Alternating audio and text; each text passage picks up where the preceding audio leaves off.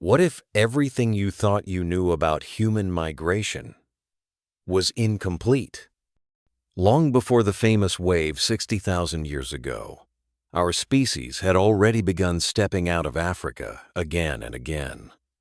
These early pioneers, Homo sapiens like us, walked across deserts, climbed mountains, and braved Ice Age landscapes in small, scattered waves that vanished almost without a trace. Yet they carried fire, they carried memory, and they carried the first sparks of what it meant to be human. In this episode of Prehistoric Shadows, we journey deep into the forgotten migrations, those that didn't survive, but still echo in our bones. Stay with us. The past is older, stranger, and more powerful than we've been told. For decades, the story was simple, almost elegant in its clarity. Homo sapiens emerged in Africa around 300,000 years ago. Then, some 60,000 years ago, a single wave of migration spilled outward across the globe, seeding all non-African populations alive today. That narrative, clean and linear, became the backbone of textbooks and documentaries alike. But the Earth does not follow clean lines, and neither does our history. In recent decades, a cascade of fossil discoveries has begun to upend that simplicity. From the limestone chambers of Apodema in southern Greece to the wind-swept escarpments of Mislia in Israel, from the humid depths of Fuyan and Girindong caves in China to the green corridor of Al-Wusta in ancient Arabia, we now see clear evidence of multiple early Homo sapiens migrations waves that surged into Eurasia at 210,000 years ago, 180,000, 120,000, even 85,000 years ago. These were not false starts. They were bold, adaptive, human attempts at expansion. Yet none of these early journeys endured. Their footprints faded. Their genes disappeared. But their presence, brief as it was left, echoes in the archaeological record, quietly rewriting the story of who we are and how often we've tried to reach beyond our beginnings. To understand the deeper story of our species, we must first follow the trail of bones. Each fossil, each fragment of jaw or skull, is a timestamp etched in silence waiting to be heard. Around 300,000 to 200,000 years ago, Homo sapiens first emerged in Africa. Not as a sudden appearance, but as a slow, unfolding a new form of human shaped by fire, cooperation, and thought. Then came a series of bold movements outward, waves of exploration long before the one that shaped our modern world. Roughly 210,000 years ago, a partial skull known as Apodema 1 was left behind in a cave in southern Greece. It is, as far as we know, the earliest trace of a modern human in Europe. Decades later, deep inside Mislia cave in Israel, archaeologists uncovered a jawbone dated between 177,000 and 194,000 years ago. It belonged to a Homo sapienson who likely lit fires, knapped stone, and looked up at the stars. In southern China, teeth and jaw fragments from around 120,000 to 100,000 years ago revealed that modern humans had already reached East Asia. These were not Neanderthals, not Denisovans. They were us. By 85,000 years ago, in what is now Saudi Arabia, a single human finger bone rested beside the remains of hippos and lakes, long vanished. It was left behind during a time when the desert bloomed green and fertily, a brief window into paradise. Finally, between 60,000 and 50,000 years ago, came the wave that changed everything. The one that left its mark in our DNA. The one that reached Australia, Europe, Siberia, and, eventually, the Americas. But before that, there were others. And they walked the earth long before we knew their names. In the limestone cliffs of southern Greece, inside a cave overlooking the sea, a skull lay hidden for over 200,000 years. It was found in fragments, distorted by time, but unmistakably human. This was Apodema 1, a partial cranium dated to roughly 210,000 years ago. Its features were startling: rounded back, high vault, lacking the elongated traits typical of Neanderthals. This was a modern human, and it appeared tens of thousands of years earlier than anyone expected. Even more striking was what lay deeper in the cave Apodema 2, a Neanderthal skull dated to around 170,000 years ago. The implication was as provocative as it was humbling. Modern humans had reached Europe first, and then disappeared. Whether pushed back by climate, outcompeted by Neanderthals, or simply absorbed into the shadows of history, these early Europeans left no descendants. But they left something else behind: a crack in the old timeline, a question mark carved into stone, and a reminder that our journey through time has never been linear, nor guaranteed. In the rugged limestone hills of Israel's Carmel Range, a cave once opened to the sea and the stars. There, a jawbone was found weathered by time, but unmistakably human. Dated between 177,000 and 194,000 years ago, it belonged to a Homo sapiens, not a Neanderthal, not a hybrid, but one of us. Its presence rewrote the map of early human migration, placing modern humans in the Levant far earlier than previously believed. Scattered beside it were stone tool-shaped with the Levallois technique, a method requiring forethought, precision, and skill. There were signs of fire, burnt bone, blackened hearths. The cave held more than bones, it held memory. These people were not isolated wanderers. Their technology echoed Africa, suggesting a cultural thread had been carried with them across deserts and time. This was not just a journey of bodies, but of ideas. Miss Leah shows us that long before the Great Wave at 60,000 years ago, humans had already stepped beyond Africa's edge, with fire in their hands and knowledge in their minds. In the limestone caves of Skul and Kafze, nestled in the hills of Israel, something extraordinary was uncovered. Not just bones, but meaning. These sites, dated between 95,000 and 119,000 years ago, offer more than evidence of survival. They reveal the stirrings of something fully human. Bodies were buried with intention, not discarded. Some were laid in shallow graves, positioned with care, as if for sleep. Alongside them, tools, animal bones, and red ochre pigment, smeared onto bodies in a final act of ritual. Seashells, carried from the Mediterranean, were found pierced, likely worn as necklaces. These were not just adornments. They were symbols. Symbols of self, of group, of memory. Carvings and ochre markings suggest abstract thought, a capacity for representation. Long before 60,000 years ago, modern behavior was already present in the Levant. These were people who mourned, who marked identity, who understood that death was not the end. In Skul and Kafze, we do not just see Homo sapiens. We see humanity beginning to dream. Far from the Mediterranean, deep within the green karst hills of southern China, another chapter of our story was waiting in silence. In Fuyan Cave, archaeologists uncovered 47 human teeth perfectly preserved in limestone. They were dated to between 80,000 and 120,000 years ago. And most remarkably, they showed no signs of archaic traits, no Neanderthal, no Denisovan, only modern Homo sapiens.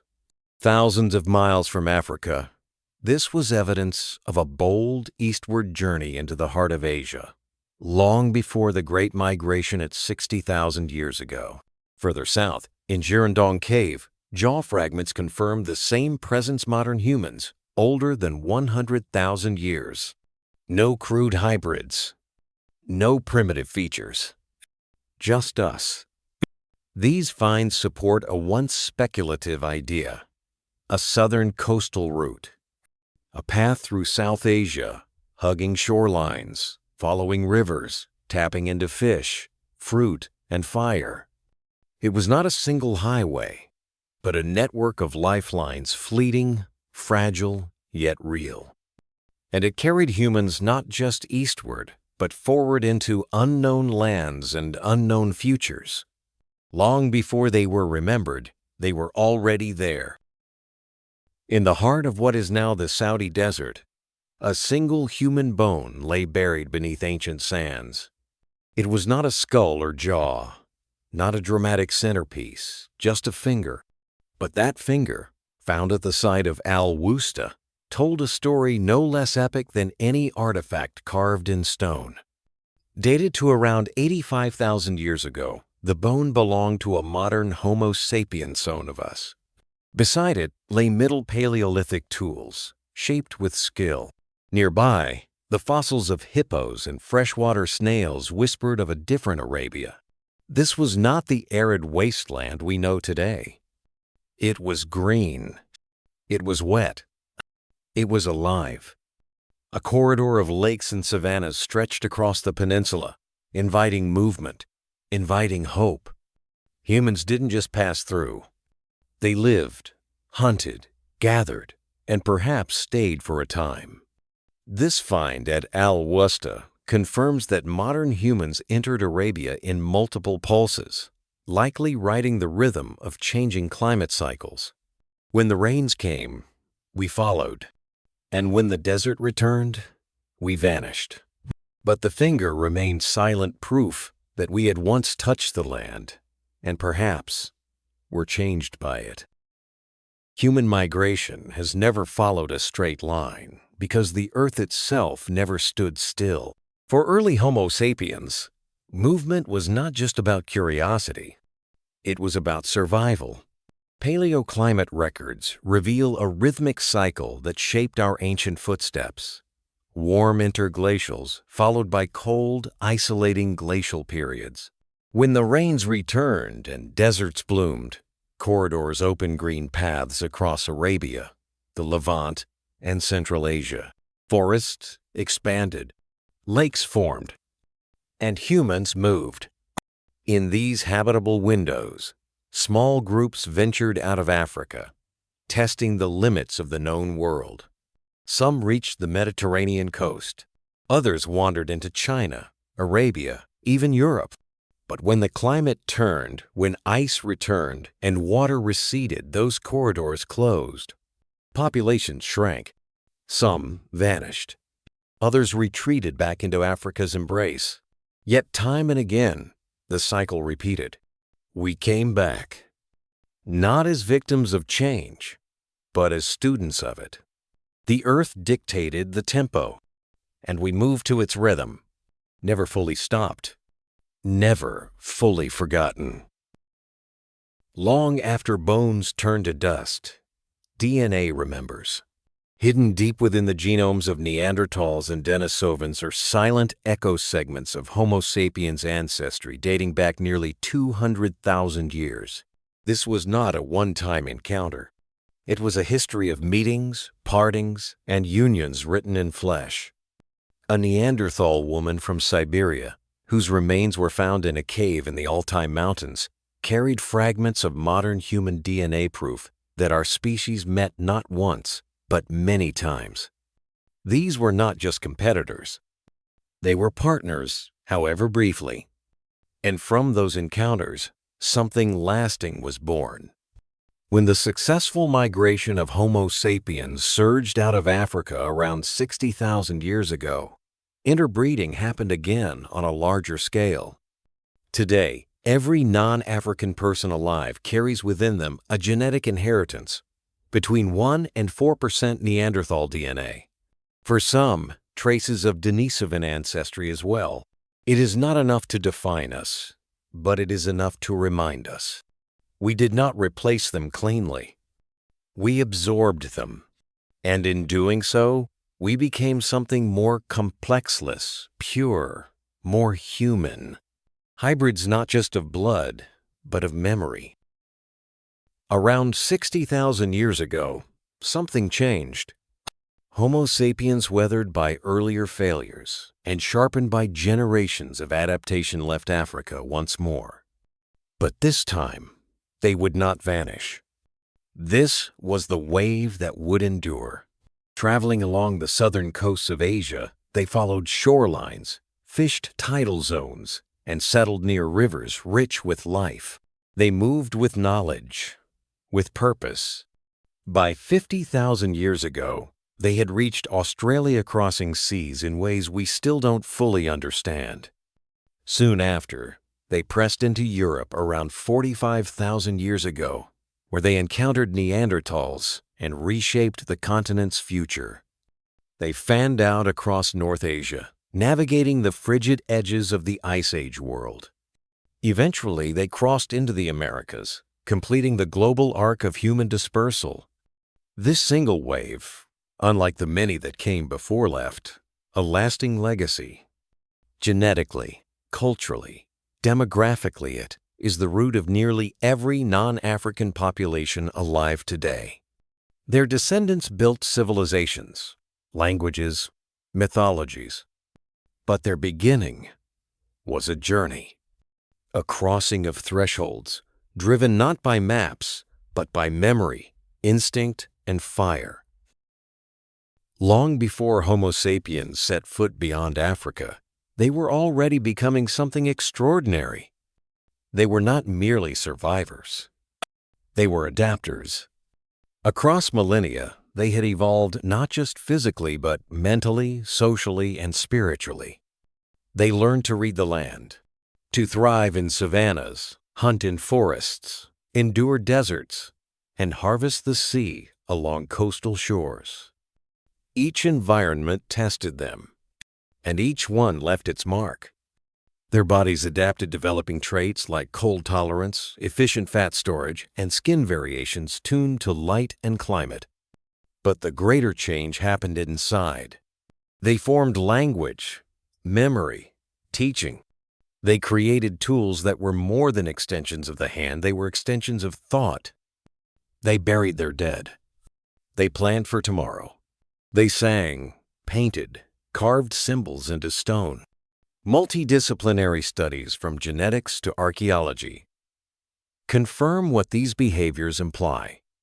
That by the time they left Africa in their final wave, Homo sapiens were already equipped with the intelligence, cooperation, and cultural depth to face new worlds. They didn't stumble into expansion. They prepared for it. At Prehistoric Shadows, we see the early migrations not as failures, but as foundations. These were what we call pseudo-out-of-Africa waves. Groups of Homo sapiens who were behaviorally modern, technologically capable, and culturally rich. They carved symbols. They buried their dead. They crossed deserts and followed coastlines, but they did not last. Climate, competition, and chance erased them from our direct lineage. And yet, they mattered. Their journeys shaped the world that followed. They pushed boundaries, geographic, cultural, and genetic. They interbred with Neanderthals and Denisovans, leaving small echoes in the DNA of modern humans. They laid the groundwork for the wave that came after. We are the descendants of the final, successful migration approximately 60,000 years ago. But we walk in the shadows of those who tried before us. They are not forgotten. They are the first to imagine what lies beyond the horizon. And their legacy lives in the maps we draw, the symbols we carry, and the questions we still ask. If these ancient paths stir something in you, subscribe to Prehistoric Shadows.